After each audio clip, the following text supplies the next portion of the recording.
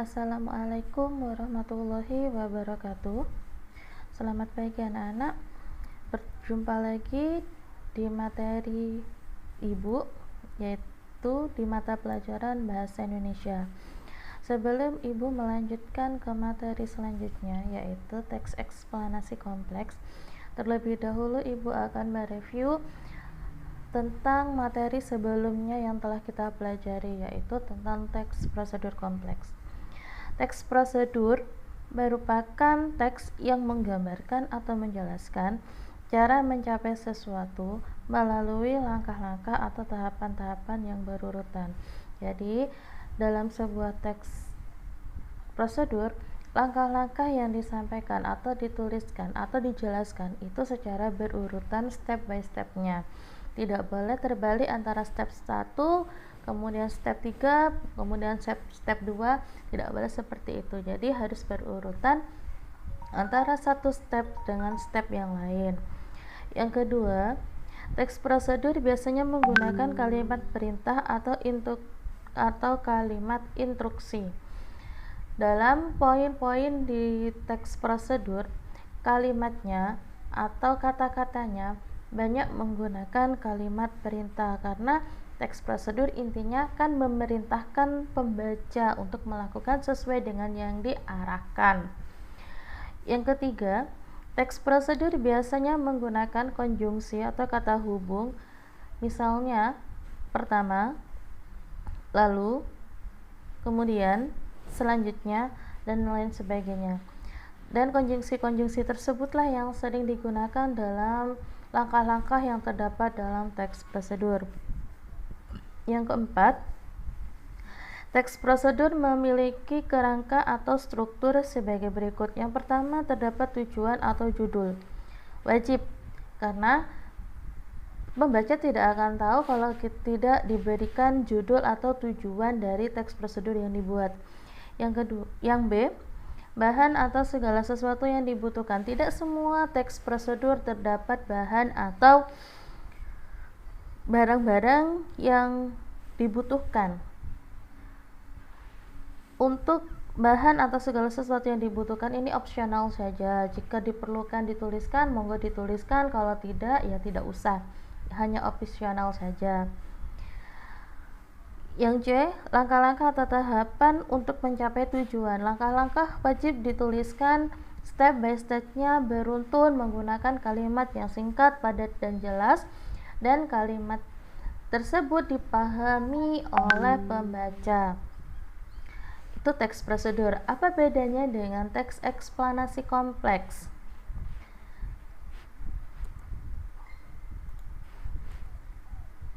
Nah, kalau teks eksplanasi itu adalah teks yang berisi tentang proses yang menghubungkan dengan fenomena alam, sosial, ilmu pengetahuan, budaya, dan lain sebagainya. Nah, eksplanasi ini teks eksplanasi ini berhubungan dengan fenomena-fenomena yang terjadi di sekitar kita. Nah, untuk membuat teks eksplanasi, kita harus mengamati dan kita harus berfokus pada proses yang terjadi. Tujuan dari teks eksplanasi adalah untuk menjelaskan bagaimana sesuatu itu bekerja atau bagaimana sesuatu itu bisa terjadi. Nah, ini tujuan dari teks eksplanasi atau penulisan teks eksplanasi. Nah, menulis teks eksplanasi itu kita harus menjawab dari pertanyaan bagaimana dan mengapa. Karena apa? Karena dari kita menjawab pertanyaan bagaimana dan mengapa, kita akan mengetahui proses dari terjadinya sesuatu. Nah, itulah tujuan dari teks eksplanasi. Struktur dalam penulisan bukan struktur, yaitu kriteria dalam penulisan teks eksplanasi. Yang pertama, struktur terdiri dari penjelasan umum, proses, dan penutup. Apa sih penjelasan umum itu? Penjelasan umum biasanya berisi tentang keterangan singkat tentang apa yang akan dijelaskan. Jadi, di penjelasan umum kalian menjelaskan apa yang akan kalian amati atau proses apa yang akan kalian amati. Alasannya apa? Itu terdapat di penjelasan umum. Penjelasan proses adalah rangkaian penjelasan yang lengkap tentang bagaimana dan mengapa sesuatu bisa terjadi atau bekerja. Jadi, penjelasan proses inilah yang akan menjawab dari pertanyaan mengapa dan bagaimana. Jadi kita harus tahu apa yang akan kita jelaskan, apa yang akan kita amati, prosesnya seperti apa, bagaimana caranya. Nah, di sini di penjelasan proses. Penutup itu apa? Penutup itu berisi kesimpulan atau rangkuman dari penjelasan proses. Jadi setelah kalian menjelaskan secara terperinci penjelasan proses tersebut, maka setelah itu kalian memberikan kesimpulan atau rangkuman yang terdapat pada penutup. Yang kedua, memuat informasi berdasarkan fakta. Nah, untuk proses menjawab bagaimana dan mengapa,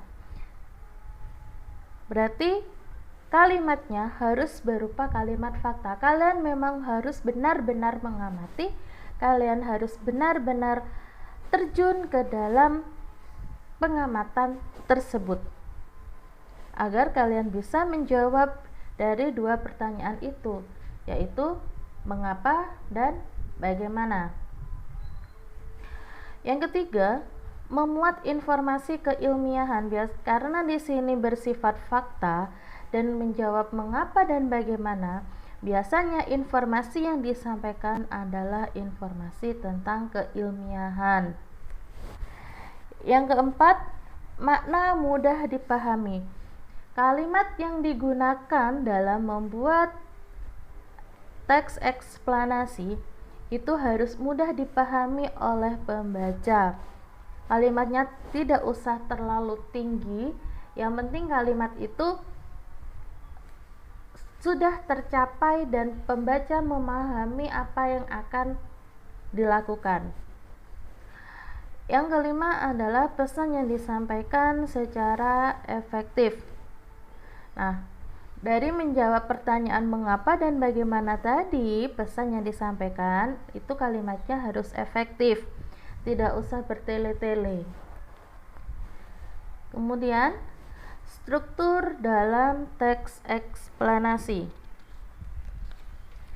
Struktur dalam teks eksplanasi yang pertama adalah pernyataan umum seperti yang dijelaskan tadi. Kemudian yang kedua, urutan penjelasan atau penjelasan proses. Nah, prosesnya menjawab dari pertanyaan mengapa dan bagaimana. Dengan kalian menjawab pertanyaan tersebut, kalian bisa menentukan atau membuat paragraf dengan menjawab pertanyaan mengapa dan bagaimana. Penutup atau kesimpulan berisi dari kesimpulan yang sudah kalian lakukan dari kalian menjawab pertanyaan mengapa dan bagaimana. Nah, demikian penjelasan dari Ibu tentang teks eksplanasi. Mohon dipahami. Kemudian silahkan kalian bertanya jika kalian tidak paham.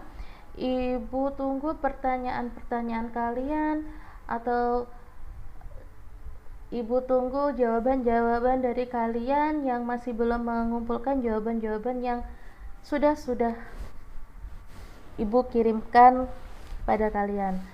Demikian penjelasan dari Ibu akhiri. Wabillahi taufiq wal hidayah. Wassalamualaikum warahmatullahi wabarakatuh.